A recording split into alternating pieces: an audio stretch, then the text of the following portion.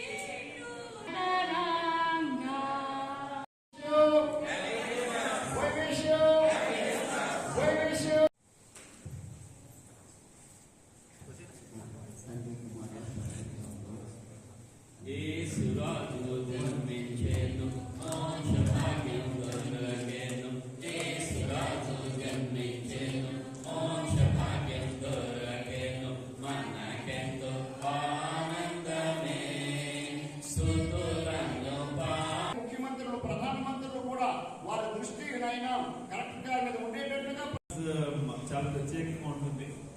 ఎందుకంటే వింటర్లో మంచి చలి వాతావరణంలో మనకి ఏంటంటే ఒక కొత్త ఆహ్లాదంగా ప్రీ క్రిస్మస్ అండ్ క్రిస్మస్కి ముందు మేము కాలేజీలో చదువుతున్నప్పుడు కూడా ఇంటికి మేము ఒక క్యాన్వాస్ లాగా వెళ్ళేవాళ్ళం, క్యాన్వాస్లో వెళ్ళేవాళ్ళం. అది చాలా మెమొరబుల్గా ఉంటుంది కూడా నాకు లైఫ్లో. మా వైఫ్ నేను ఖచ్చితంగా క్రిస్మస్కి ఏదో ఒక దగ్గరలో నేను ఏ ఊరు వెళ్తే ఆ ఊళ్ళో చర్చ్లో మాత్రం ఖచ్చితంగా వెళ్ళి అక్కడ కొంచెంసేపు సైలెంట్గా ప్రేయర్ చేసి ఒక క్యాండిల్ వెలిగించుకొని, అక్కడ చాలా మంది తెలియదు కానీ మేము సైలెంట్గా వెళ్ళి కూర్చొని వచ్చేస్తాం. కొంచెంసేపు ఇన్ఫార్మల్గా వెళ్తాం, కలెక్టర్గా వెళ్దాం. సో అది చాలా మెమొరబుల్గా ఉంటుంది. సో ఎప్పుడు కూడా మన జీసస్ చెప్పేది give and it will be given to you. అంటే మనం ఎప్పుడు కూడా ఒకరికి మంచి చేయాలనుకుంటే అది తిరిగి మనకి ఇంకా ఎన్నో రెట్లు మంచి మన వైపు వస్తుందని ఎప్పుడు కూడా వారి బోధనలు చెప్తూ ఉంటారు. అండ్ వారి జీవితం అనేది ఒక ఆదర్శం.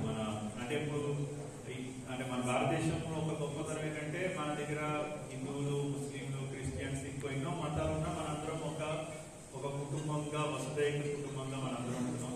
కానీ ప్రపంచంలో ఎక్కువ మంది విశ్వసించేది క్రిస్టియానిటీ. అంటే ఆ క్రిస్టియానిటీ ఎందుకు ఇలా వస్తుందంటే అది అందరూ ఆచరించదగిన విధంగా అందరూ దాన్ని ఓన్ చేసుకోగలిగారు. అది బికాస్ ఆఫ్ ద నేచర్, అతని యొక్క గుణం, గొప్పతనం అని. ఎందుకంటే ఆయన ఎప్పుడు కూడా తోటి వాళ్ళు ప్రేమించాలని చెప్పడం తెలుస్తుంది. ఎవరు అంటే కులం కానీ, మతం కానీ, అంటే భాష కానీ కాకుండా వారి యొక్క మానవత్వాన్ని బట్టి గౌరవించడం అనేది క్రిస్టియానిటీ నేర్పుతుంది. అండ్ సో అదర్స్ అనేది బాగా ఆచరించి చూపించడం. అండ్ ఫర్గివ్నెస్ అంటే ఎంత మన మానవాళికి, ప్రపంచానికి ఇచ్చినటువంటి మంచి విషయాలు. సో మనకు కూడా జనరస్గా మన తోటి మానవులకి, తోటి సమాజానికి మనకు కృషి చేస్తూ హెల్ప్ చేస్తూ మనం సంతోషంగా ఉండి ఇతరులు కూడా సంతోషంగా ఉంచాలనేది క్రిస్మస్ యొక్క సందేశం. మన అందరం అటువైపు ప్రయాణం చేద్దాం. జిల్లా